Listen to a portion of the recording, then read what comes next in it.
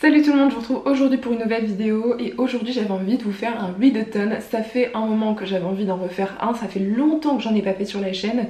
Et The Bookworm of Notre-Dame, donc une bookstagrammeuse que je suis sur Instagram, que j'apprécie tout particulièrement, organise ce week-end un Summer Readathon.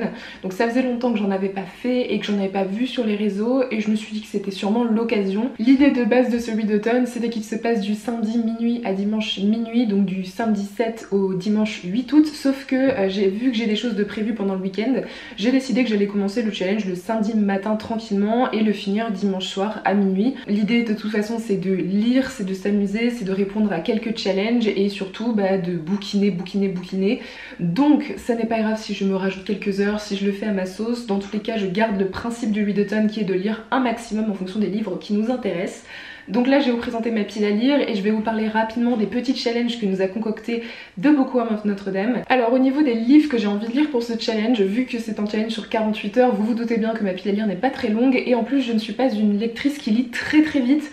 J'aime beaucoup m'immerger dans mes bouquins et donc je ne suis pas un lièvre, je suis plutôt un escargot en l'occurrence lorsqu'il s'agit de la lecture, mais parce que j'aime bien m'imprégner du moment, j'aime pas lire très rapidement juste pour dévorer des pages, j'aime bien être immergée dans une histoire, donc je n'ai pas 3000 bouquins à vous présenter. Je vais inclure dans cette pile à lire tout d'abord ma lecture en cours qui est Americana de Chimamanda Ngozi Adichie aux éditions Fourth Estate. C'est un bouquin, ça fait plus de 15 jours que je le lis et j'ai atteint seulement la moitié hier soir de ce livre. C'est un livre que j'apprécie tout particulièrement. Le problème de lire ce livre pour le challenge, c'est que c'est un livre en anglais, donc déjà je le lis plus lentement que d'habitude et en plus il est écrit absolument minuscule à l'intérieur. Il y a un nombre de mots par page qui est assez conséquent et c'est un livre qui fait presque 500 pages, donc c'est pas forcément la meilleure stratégie, donc je le mets dans ma pile à lire mais c'est clairement pas ma priorité du week-end. Je pense que ça me fera du bien de faire une petite pause, même si j'aime beaucoup ma lecture, parce que c'est pas du tout le livre qui est adapté à ce style de challenge. C'est pourquoi mon objectif pour les 48 heures de readathon, c'est de lire ce livre-là, donc ce petit livre qui s'appelle La vie rêvée des plantes de Lee Sung-woo, publié aux éditions Zulma, qui me l'avait très gentiment envoyé il y a quelques mois et je les remercie beaucoup. Donc ici c'est un livre contemporain écrit en français et qui est assez court, en fait il fait 250 pages. Donc déjà ce sera beaucoup plus simple pour le lire pour ce readathon et mon objectif c'est de commencer ce livre et de le terminer pendant ces 48 heures, pendant ce week-end. C'est déjà un livre qui m'intéresse beaucoup parce qu'apparemment c'est un livre qui a fait beaucoup parler de lui en Corée du Sud et ici on va suivre une sorte d'histoire de famille, on va suivre le personnage de Ki-yoon qui revient après plusieurs années d'absence dans sa famille où il va retrouver un père qui se retire en fait dans son jardin, qui est très mystérieux, une mère qui est très énigmatique aussi et un frère qui a l'air d'avoir tout perdu. En tout cas ça a l'air d'être une famille assez dysfonctionnelle et il va un peu se lancer dans une enquête vis-à-vis de sa mère. Donc je pense que ça peut clairement le faire pour ce challenge, il me fait très envie et ce serait l'occasion de lire un livre en entier pour le mois d'août. Si j'arrive à lire La vie rêvée des plantes qui est déjà un contemporain, je ne sais pas si j'aurais envie d'enchaîner directement avec Americana qui est aussi un contemporain et je me suis dit peut-être changer de genre. Si je termine La vie rêvée des plantes, j'aimerais beaucoup commencer le deuxième tome des livres de la Terre fracturée, donc La porte de cristal de N.K. Jemisin aux éditions Nouveau Millénaire. Donc ici vous en avez tous entendu parler de la 5e saison qui est un bouquin de science-fiction qui se base sur de la magie, sur les éléments, sur une terre qui a complètement changé avec un personnage particulièrement intéressant qui part en traque en fait de son mari qui a tué un de ses enfants et qui a enlevé sa fille si je me trompe pas. Donc ça c'était le premier tome que j'ai lu il y a 2 ans qui a été un énorme coup de cœur et je ne m'étais pas procuré la suite à part récemment et donc je me dis cet été j'aimerais beaucoup continuer cette saga qui est une trilogie, donc en fait je n'ai que le 2e et le 3e tome à lire.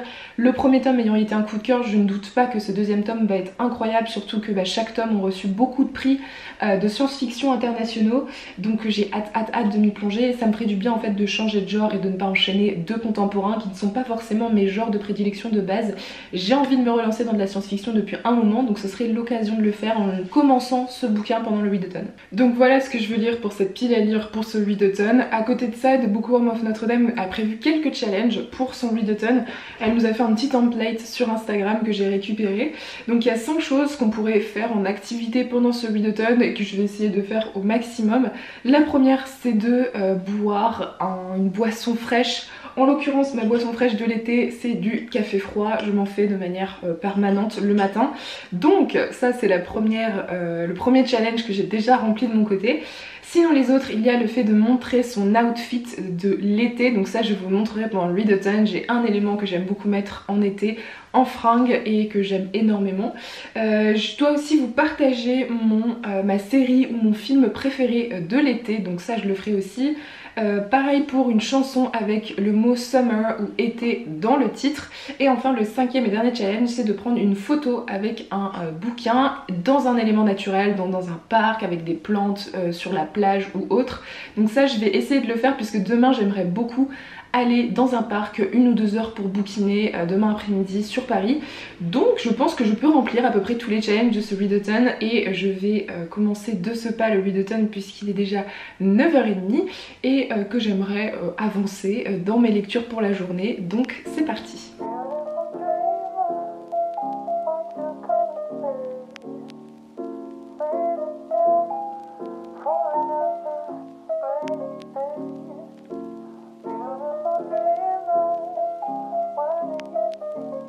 Je vous retrouve, il est 14h et je voulais vous faire un petit update sur mon avancée de ce bouquin, donc La vie rêvée des plantes de Lee Sung-woo, pour lequel j'ai dépassé la centaine de pages sur les 250 à peu près.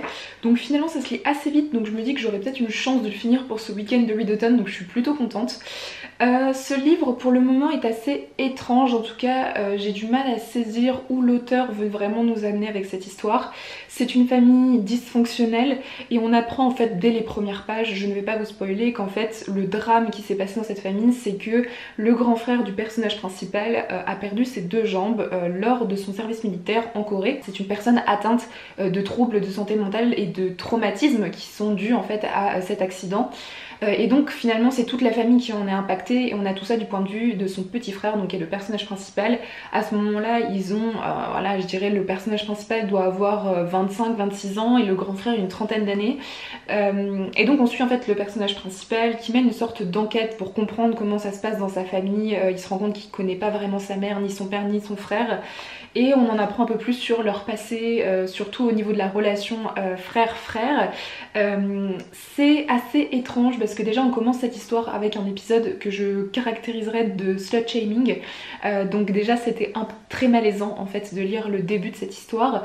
Et très rapidement je me suis mise à détester le personnage principal. Et en 100 pages mon avis n'a pas vraiment changé. C'est un personnage qui est particulièrement égoïste, capricieux, où le monde en fait tourne autour de son nombril et c'est tout, et c'est très particulier. Voilà, il n'est atteint d'aucune compassion, d'aucune émotion positive saine. C'est vraiment, je trouve, une des représentations du red flag vraiment parfait. Donc c'est très particulier de lire cette histoire. C'est intéressant parce que j'ai pas l'habitude de lire ce genre de roman, mais c'est extrêmement malaisant parce que ce personnage principal n'a pas pour vocation de mettre à l'aise en fait, je pense sincèrement.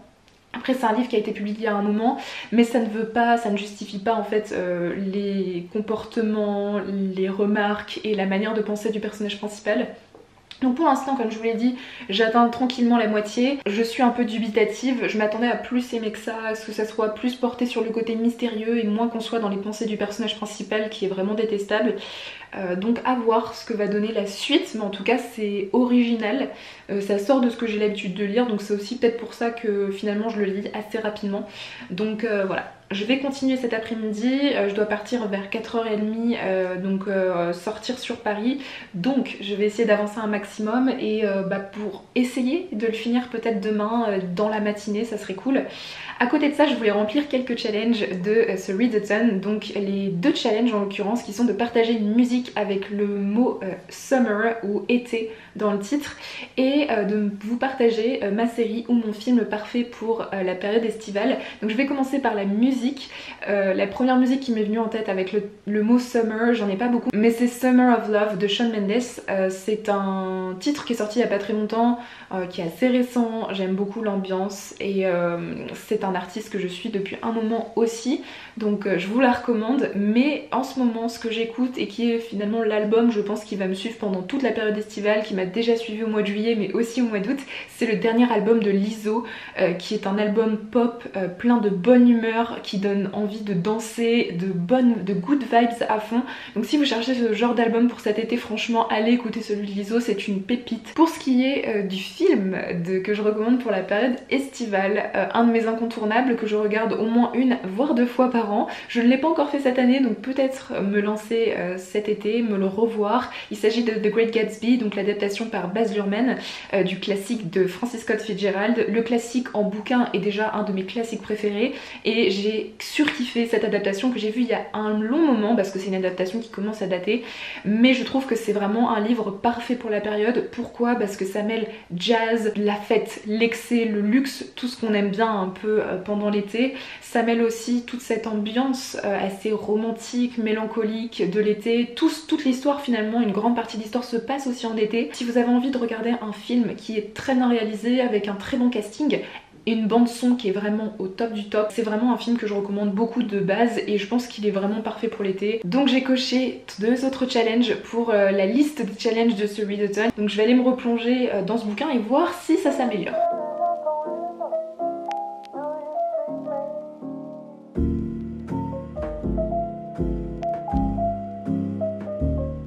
On est le dimanche 7 août, donc le lendemain de la dernière fois que je vous ai pris en vidéo. Il est bientôt midi, donc je n'ai pas lu de la matinée, mais je le savais d'avance et c'est pour ça que j'ai fait ce 48 heures readathon et pas 24 heures parce que je savais que j'aurais jamais le temps de tout lire. Donc hier j'ai atteint les 200 pages de La vie rêvée des plantes de Lee Sung-woo, donc en fait il me reste qu'une 50aine de pages et encore je pense même un peu moins que ça à lire pour terminer ce bouquin, donc je vais forcément le terminer aujourd'hui. Je pense que je vais le terminer pendant que je mange tranquillement ce midi. Et comme ça je vais le lire avant de partir au parc puisque j'avais envie d'aller me poser dans un parc pour bouquiner et continuer le readathon cet après-midi qui dure évidemment jusqu'à minuit, donc je vais essayer de lire un maximum même si j'ai encore quelques trucs à faire. Donc j'aimerais beaucoup terminer la 50aine de pages là en début d'après-midi et ensuite partir au parc pour commencer et avancer dans La Porte de Cristal de N.K. Jemisin. J'ai hâte de me relancer dans de la SF parce que c'est vraiment un genre que j'ai pas lu depuis un moment.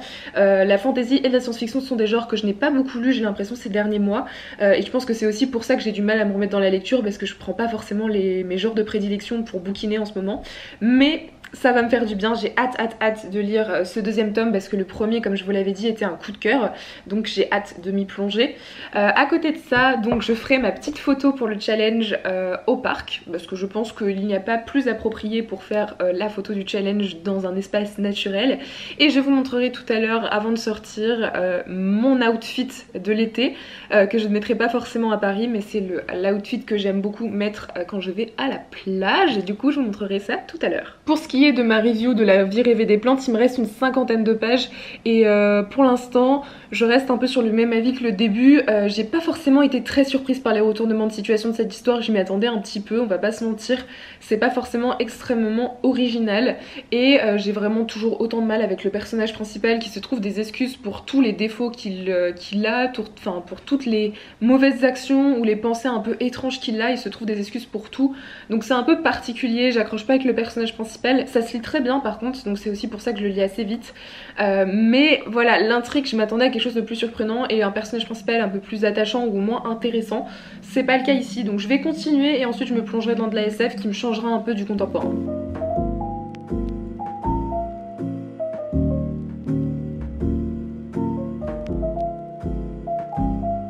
Il est 14h20, je reviens pour vous parler de ce bouquin que je viens de terminer, vous montrer l'outfit, on va dire, la tenue, la chemise que j'adore mettre l'été, qui est extrêmement cliché, qui me fait penser vraiment aux chemises qu'on voit dans l'épisode Hawaii de Friends.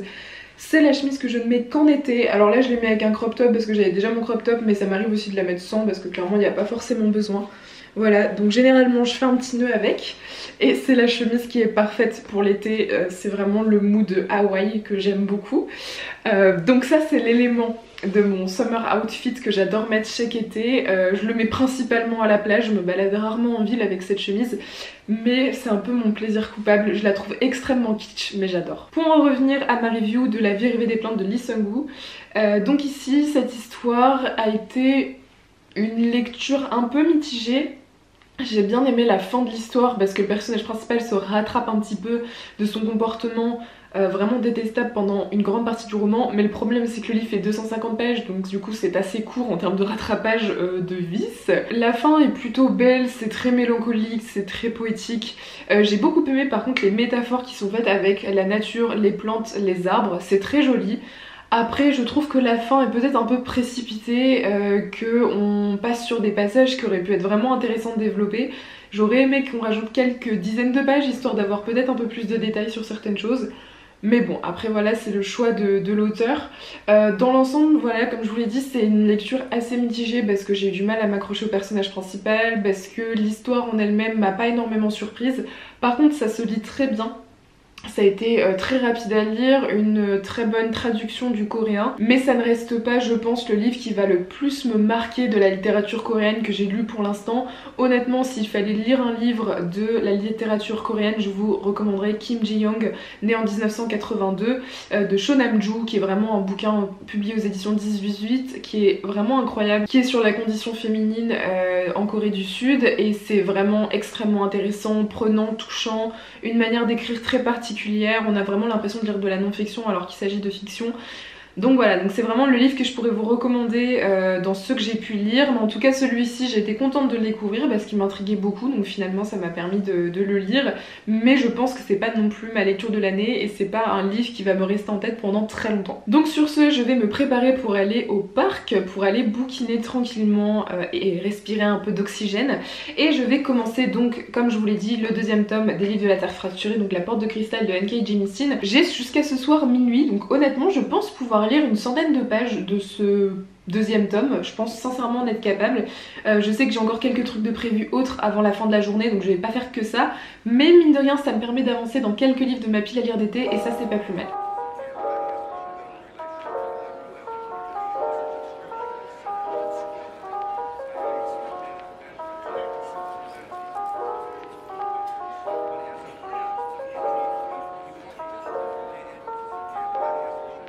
Hello, je vous retrouve 2 jours après la fin du challenge. Je ne vous ai pas repris pour vous faire un petit update bilan de ce Summer Readathon qui s'est très bien passé de mon côté.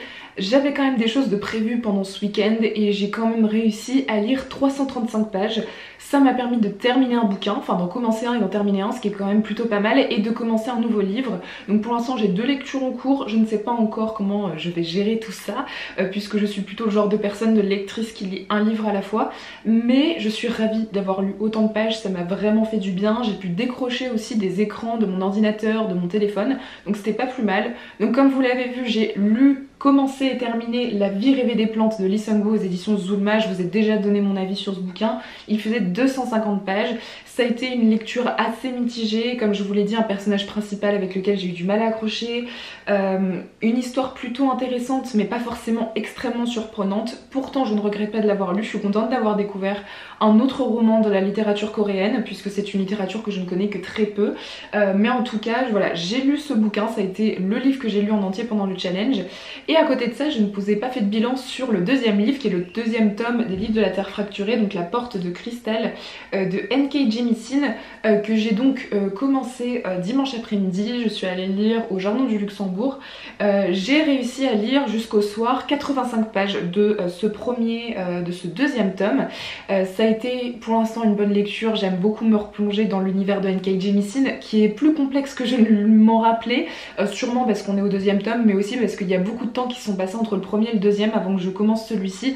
Donc il y a beaucoup de détails qui me sont un peu sortis de la tête, mais je me suis remis tranquillement dans l'histoire, dans l'univers qui est complexe mais extrêmement passionnant. Et puis j'avais oublié cette plume de N.K. Jemisin qui est toute particulière en termes de narration et que j'apprécie tout particulièrement.